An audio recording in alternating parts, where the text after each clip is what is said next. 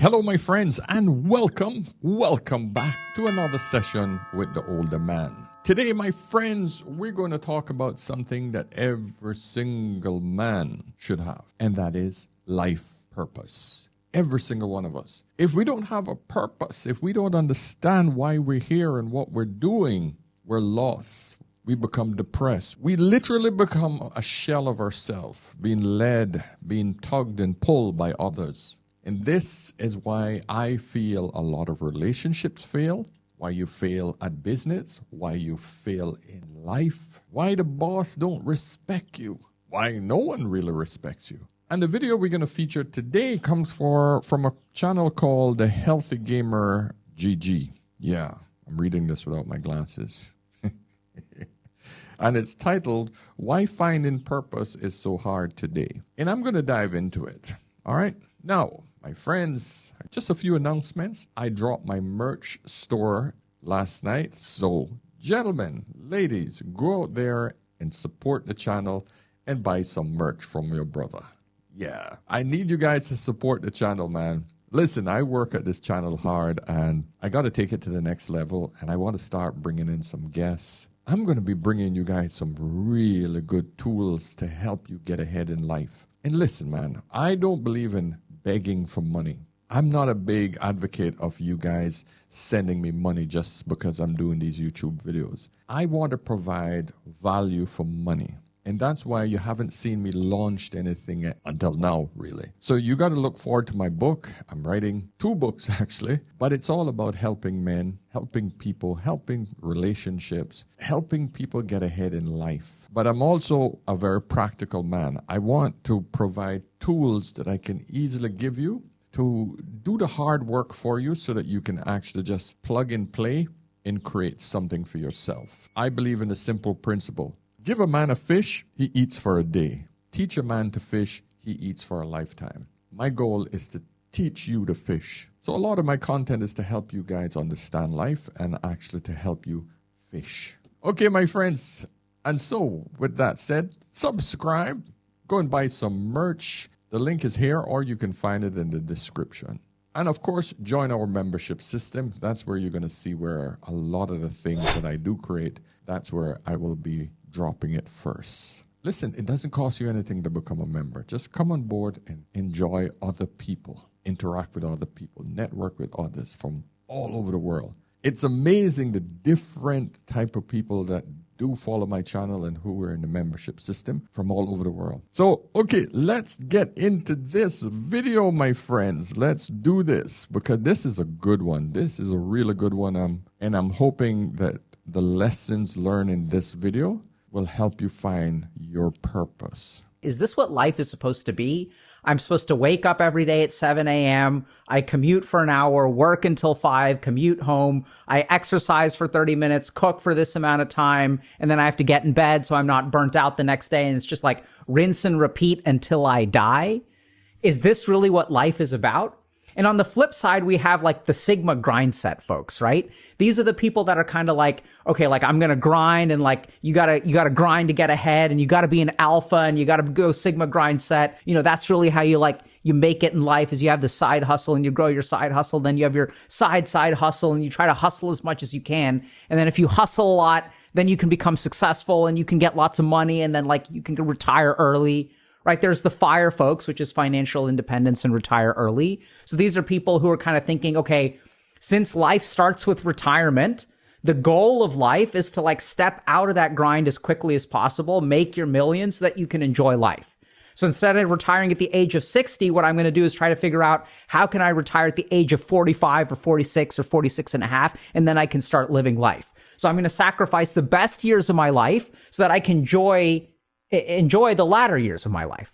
So the one thing I just want to stop him on here is because listen, I'm listening to every word he says, right? Words have significance. The best part of your life, that is always subjective because everybody equates your youth as the best part of your life, even though your youth is designed for you to freaking hustle. When you have strength, common sense should tell you, if I am able to do the most, produce the most, get the most out of life with a body that is capable of functioning, that should be the period in time that you should actually produce the most and conserve as much of that production for your later years when your body is starting to break down. But is it your best part of your life, or it's just a different part of your life? Because most people will argue the best part of their life comes in their latter years when they're actually slowing down now and they now have enough financial comfort to do things. So this word best part is subjective because usually the best part of your life means your healthiest part. I just get concerned that people use the best part of their life in their early years, and then they feel that they should abuse that by partying and having fun. And I don't want you guys to make that mistake. I grind my ass off in my early years. From age 10, I had my first job packing groceries in grocery stores and picking up stones on the shorelines, the Caribbean, cleaning up beaches when I was 12, washing dishes by the time I was 14 in restaurants in the back, grinding away. Water boy, pouring water on tables in restaurants by the time I was 15. Before I left high school, I had like 9 different types of jobs. That's the only way I made money. So just be careful. Don't get too caught up in this idea that your best years are in your early years. No, those are, for women, their most fertile years, and they should not be wasted on partying. And for men, those are your best working years where you are building your worth. Women should be preserving their worth in their younger years, and men should be building their worth in their younger years. I just wanted to clarify that. I don't want to stop too much because he's cooking here. And so I'm kind of listening to this stuff, and I'm trying to really figure out, what's the point of all of this? Is life really about going to work every day and kind of taking care of yourself and working on your mental health and working on your physical health and learning how to cook and eating nutritious food and then going keto and going paleo and all this kind of stuff until you die? Or is it about grinding, right? Is it like side hustles and hustles and hustles and hustling your way to an early retirement so that you can really like start living life to the fullest at the age of 52?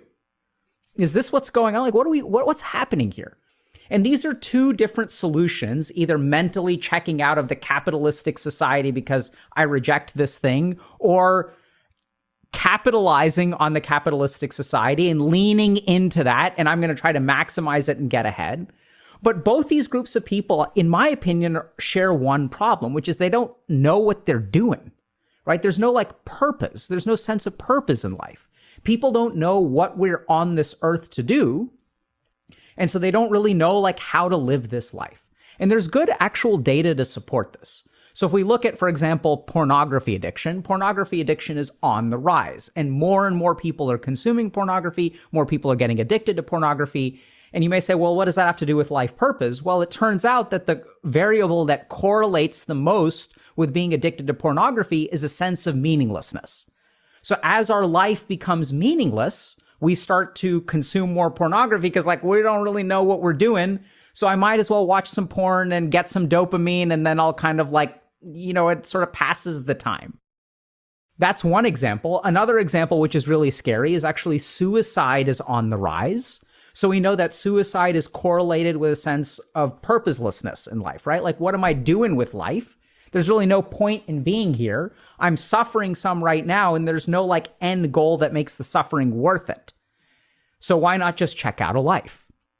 So it's kind of scary, but suicide is the number one cause of death amongst Asian Americans between the ages of 18 and 24, which is crazy, right? So if you're like an Asian American, kind of like I was, or I mean, I still am, but I'm not 18 to 24 anymore. The most dangerous thing to you in life is actually you. And why is suicide the number one cause of death for Asian Americans between the age of 18 and 24? It's because this is a group of people that is getting crushed by expectation. They don't really know what they're doing in life, right? So if you've grown up in the Asian American diaspora, you'll be kind of familiar with this, that you're essentially crushed by expectations. The whole world, usually your parents and your, friend group and stuff like that, they tell you, hey, this is what life is about. They're like, look, in order to be successful, you got to do this, you got to do this, you got to do this, you got to do this. They've got the formula figured out. You got to major in STEM. You got to work really hard. You got to get into a good college. You got to be at the top of your class in college. You got to go work at these really prestigious companies or become a doctor or whatever, and then you will be happy. And despite the fact that these Asian parents are pushing stuff on them so much, pushing this formula for success, what we actually see is that Asian Americans are killing themselves at an alarming rate. And so our society has lost sight of what purpose is. Like, we don't really know, like, what we're doing here. Yeah. You see, the number one cause of self-deletion isn't you primarily. Well, you're ultimately doing it, but the cause of it is usually the parent. The parents and the society that pushes for excellence beyond what a lot of people are capable of, especially the softer generation that we have today. A lot of the generation these days, they can't handle pressure. It's unreal. We all know this. The Asian parents who have either made it as doctors, lawyers, and those techies, the scientists, etc., they expect their kids to be the same. And of course, what has happened is, remember what we always say, soft times create soft people. So their parents have made life soft for them, and then expecting them to be able to be tough. But they were groomed to be soft. You can't expect a softie who's been given everything because you work hard to get it, my dear parents. And then you created a softie and you didn't condition them to endure toughness because you didn't want them to have the toughness that you had. You see the conundrum that a lot of parents create? But to me, there is a solution. There's a solution to all of this. Because what I find is that Americans have two extremes. They either have the red and the blue, the left and the right. It's all binary until it comes to gender. That is the only time you actually start to make things fluid. But your train of thought when it comes to life is that you're either a conservative or you're a freaking liberal. You either got to grind or you're a waster. You're either making it or you're not making it. This is what blows my mind. You know something? There is a middle ground. That's all I have to say. There is a middle ground. But anyway, let's go on. And so since we don't know what we're doing here, we have these like Sigma grind set kind of people that are like, I'm going to do all my grinding up front. But is that really the point of life? No one knows what we're doing here. And why is that? So the first thing that we have to understand is that a sense of purpose can't be given to you, right? It has to come from within. And if it could be given to you, then all the Asian American kids would be doing great because their parents are clearly giving them a sense of purpose. They're handing it to them on a silver platter. They're shoving it down their throat. They're saying, this is what you should do. This is what you should do. This is what you should do. But that doesn't work. Fundamentally, it doesn't work, right? And he's right. I can't give you your purpose. I can help you to identify your purpose, which is what I'm hoping I'll achieve in this particular video. But that reminded me of a video I watched this morning, this one. You don't have future here. You don't have future. You can never make it. You're supposed to be a dinner man, serving dinner to the students in the secondary school. Because you cannot do basic 1+1. You are here breathing heavy like a dog. Think about your life. You are a failure. You are a failure. You can never make it. You cannot make it. You need to be cutting grass, making this place fresh for the actual footballers that want to use this place. You are tired. You are here. What have you done? Useless. Me with my pregnancy, I'm better than you. I'm sure it's a skit, but it drives something home very clearly. Some people think that they have found a purpose, but they don't have the talent for that purpose. So even though you might have a passion for something, it doesn't necessarily state that that's your thing. So I don't want you guys to confuse passion for purpose. Because if you put all of your passion into it, it doesn't necessarily mean you're going to be successful at it. And the disappointment will probably hurt you more than anything else. In other words, this man might spend a hell of a lot of his lifetime trying to be the best footballer there is. giving up, sacrificing his time in trying other things in order to see if he has enough talent at those things to bring him resources. Because ultimately, my friends, if your life purpose isn't reaping a reward, that is not a purpose. I don't care what you guys think. It's a hobby. It's not a life purpose. It's your hobby. If you find that it brings you joy, just use it as a hobby. But that's only if we see life purpose as something that brings you financial gain. I hope I'm making sense here, because I see it very clearly in my head. I'm trying to get it to come out in words that you guys can understand, right?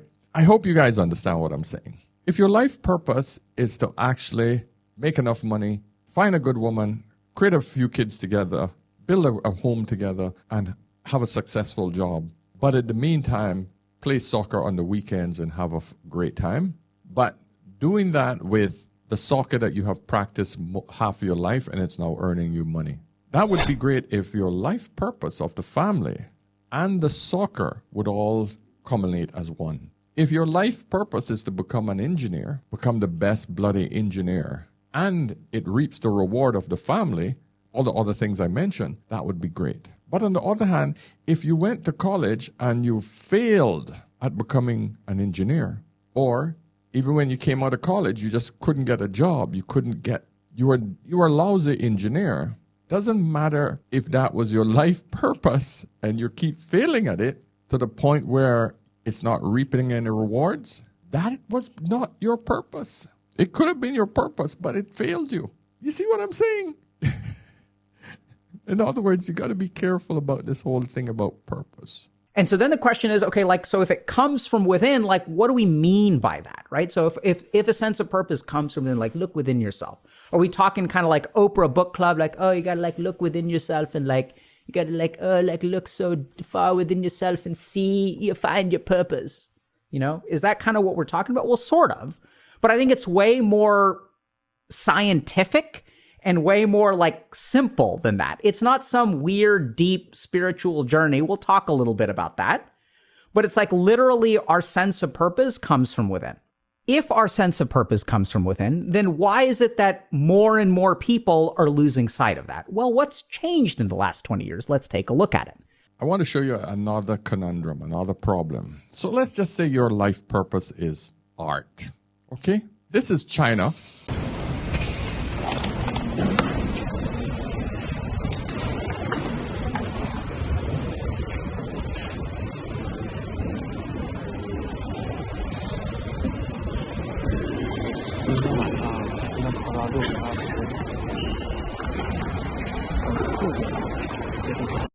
That is an art examination hall, okay? Art examination being taking place right there. And I got to read you a few comments from this. We're going to pause all the video for a second because you guys got to understand how people think about this shit. China's not for the newbies. Danger Bond Rude said, what happens if they get rejected from art schools? Imagine the animation studios and arts industries that must flourish. Yeah, but you know what? AI can do all of that shit right now. I can't draw word crap, but I can tell the AI to create me a comic strip right now. All I got to do is one art piece at a time and what style I want it to look like, and it's done. So every one of these so-called artists are going to be out of a job before they even get a job. That's reality. Angela Elmos 40 said, while here in America, we're doing drag shows. Laughing. Sutmo299 says, wow, all of these talents. I'm glad for them. Just a little worried about the competition, honestly. Jamin said, just examining to be unemployed in competitive technological country. That just drives it home right there. So this sort of backs up my statement earlier. If your purpose is to be an artist, for example, but you now have to compete with that amount of artists, your purpose is going to make you depressed, because I'm telling you, if you can't make any money from your purpose, my friends, it's going to kill you. Your purpose might have to shift. So what's changed in the last 20 years is essentially an acceleration of technology. And what does technology actually do? So if we kind of think about it, what's happening in our society right now? The most fundamental major change that has happened in our society is that we have externalized our attention. So I don't know if you're like me, but this is something that I absolutely used to do. So when I was in med school, I needed to optimize things, right? So I had audiobooks, I had like audio lectures on my MP3 player, right? Because back then I had an MP3 player back in the day, 12 years ago. And so what I would do is I'd wake up in the morning and I'd turn on some kind of audio book or something like that, right? Like podcast or something. And then I'd be like cooking and listening to something. Then I'd walk to the train and I'm listening to something. And then I get on the train and I'm like reading something, or maybe I'm on my Kindle or something like that. Then I'm at class and I'm paying attention there. And so every moment of my day, my attention is externalized. I'm listening to a podcast, I'm on social media, I'm playing a video game, I'm watching something. Even when I'm on the toilet, like the scariest thing in the world is going to the toilet without your phone, right? Because like, oh my God, what are we going to do then? So if we really look at it fundamentally, what is the change in technology? What change has technology wrought in our brains and on society? It has externalized our attention. So 100 years ago, we used to be like more attentional to our internal stimuli. And what's really interesting is there are some places where even technology has not figured out how to break into. So a great example of this is shower thoughts, right? The shower is the one place, because if things get wet, then we can't take our technology in there, where we have these really profound thoughts. We think so much in the shower and we start to make all these like amazing realizations in the shower. And why is that? Is there something biochemical or physiological about the heat and the water, or maybe you take cold showers, that sort of triggers all these profound thoughts? No, it's actually like this is the only time that we're able to be with ourselves. This is the only time of the day that we're actually able to pay attention to ourselves. And so since we've lost touch with our inner voice, we don't really know what we think, we've struggled to find purpose. Man, he's so right. So I listened to this video 2 days ago and I was deciding whether I should do a piece on it. But I wanted to experiment first. I decided I'm not going to go to the toilet with my phone, okay? Because my routine is the second I wake up, I grab the phone, straight to the toilet, do my business, and I sit there on the phone and I'm looking at my analytics on YouTube, and then I look and see what's hot, what other creators are talking about, what's out there. Right? What's hitting the algorithm? Then I go downstairs and I French press my coffee. And while I'm waiting for the 4 minutes for that, I go and I turn on mainstream news. Now, I watch mainstream news just for context. I need to know what the masses are watching, right? I need to see what they're telling the people. You always have to look at both sides, my friends. Don't ever think that you should just turn off the news, because what it's going to do is you're going to start to see one side of the world. You have to have balance. That's what I'm pushing all the time, guys. Not left wing, not right wing. I watch Fox News, CNN, MSNBC, CNBC, business news, and I watch the conservative channels, and I watch the liberal channels. Okay? And in the meantime, I'm sipping my coffee and I'm watching that. So all of this time, I'm distracted by other things. At no point yet have I sat with my own thoughts. That's what he's saying. I've not had my own thoughts. Now, I always say to myself, yeah, I don't listen to music because that is what kills and that's what robs my thoughts, right? It's a mantra that's keep pounding in my head and I don't have time for that shit. I listen to my own thoughts, right? But what he did here was he woke me up to the fact that it's not actually my thoughts with the music alone. This is the difference. So I realized that, wow, this is freaking nuts. This video made me conscious of the fact that I have not given any time to my own mind yet for the day. And listen, I'm an hour into the day already from the time I got up, and none of those thoughts are mine. And I always think to myself, I get up early in the morning. I'm up at 4:30 every morning, right? And this is my time. It isn't your time. No, this is the time that you have given to everything else except yourself. And of course, I heard this from Mr. Denzel Washington right here. And it was a beautiful piece. It just hit home. Spend a half an hour every morning in quiet time. Don't go, because what you're reacting to is chaos. You can get addicted to peace, You can get addicted to peace or you can get addicted to chaos. It cut off there, but I'm sure that's what he said. Because it's true. You can get addicted to chaos. And that's one of the greatest takeaways I want you guys to take from this video, my friend. All right, so let's finish up the video. Let's hear what else he has to say. So let's say I'm trying to figure out what I want to eat. And I'm trying to figure out what kind of food I like. Like, what kind of food do I want to eat in this world? But imagine for a moment that my tongue was completely numb and I couldn't taste anything, or my nose was clogged, because 70% of taste actually comes from your olfactory nerves. But whatever, all that stuff is numb. I got some COVID, got some olfactory problems, whatever, right? I can't taste anything. And so then how do you imagine I'm going to try to figure out what food I like? So what I end up doing, if my internal senses are numb, I'm going to look at someone else. I'm going to see someone else. I see, oh, wow, they're eating a hamburger. That looks great. I'm going to eat that. Look at that. They're enjoying their hamburger. They're taking these big bites. It's so juicy. It looks amazing. And then I decide, okay, I'm going to eat a hamburger. So I take a first bite of a hamburger. I don't taste anything. I finish the hamburger. I'm like, you know what? That doesn't really work for me. So I'm going to look at someone else. I see, oh, wow, that person's got some ice cream. Look at that. They're like licking the ice cream. It looks really awesome. It's so colorful. It's got sprinkles on top. That looks totally lit. Let me do that. And then I try the ice cream, but I'm numb. So I can't taste anything. And so what ends up happening, I go through life looking at what makes other people happy. And then I try to duplicate it, hoping that I myself will become happy. Not happy. I'll enjoy the food, right? This is what happens. And if we look at literally, there's like neuroscience evidence of this, that if you look at what technology usage does, it doesn't matter if it's social media, video games, whatever, it numbs our emotional circuitry. It literally shuts down our ability to like be in touch with ourselves. So we know that playing a video game for even a brief period of time will suppress our amygdala and our limbic system, the emotional circuits of our brain. We will like literally suppress those internal signals, which is exactly why we use the internet. So when I'm feeling bad about myself and I have too much work to do and I'm feeling overwhelmed, what am I going to do to fix that? I'm going to go look at cat videos.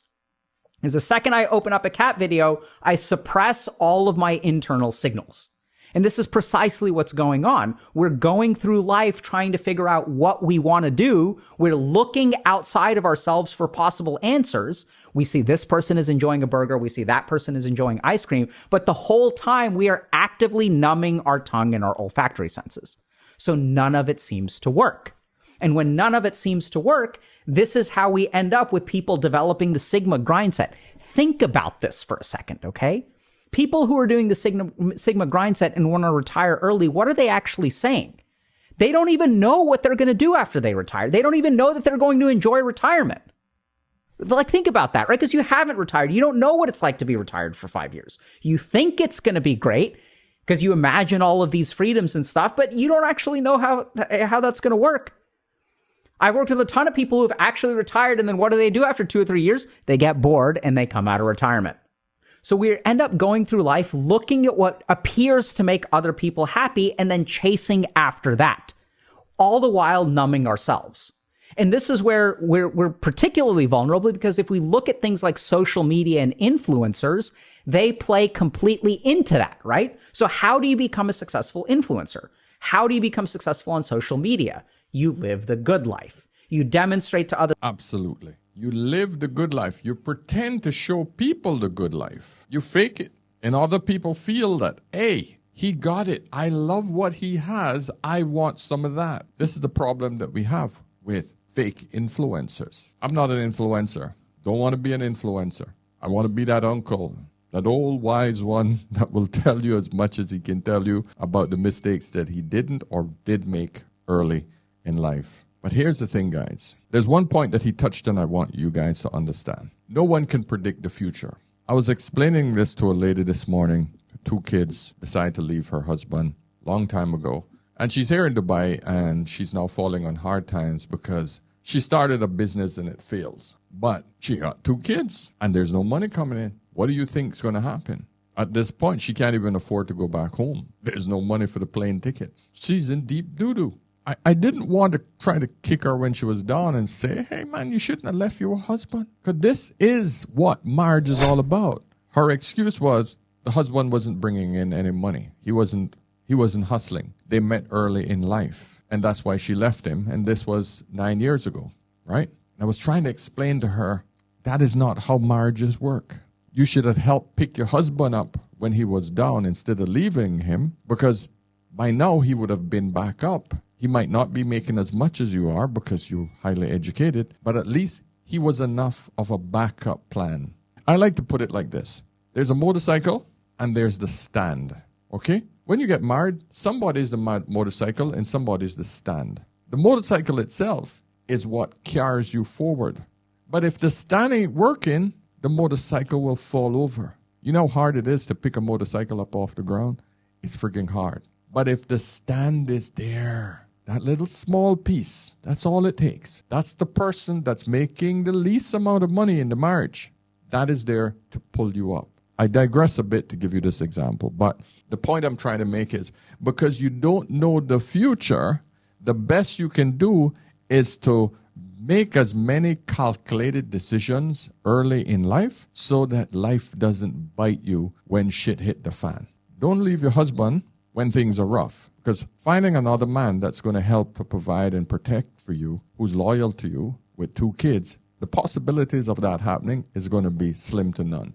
You didn't see the future. Just because she was making more money than her husband at that time, she felt she could leave him. Now she's in deep shit, not realizing, kids get more expensive as they get older.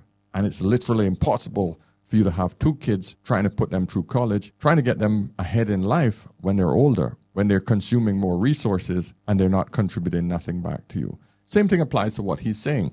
You might live the fire life. You bust your ass up front so that you know that in your later years that you're going to be well set. You're minimizing the risk of not having anything in your later years versus let me enjoy myself and don't put that much effort into it.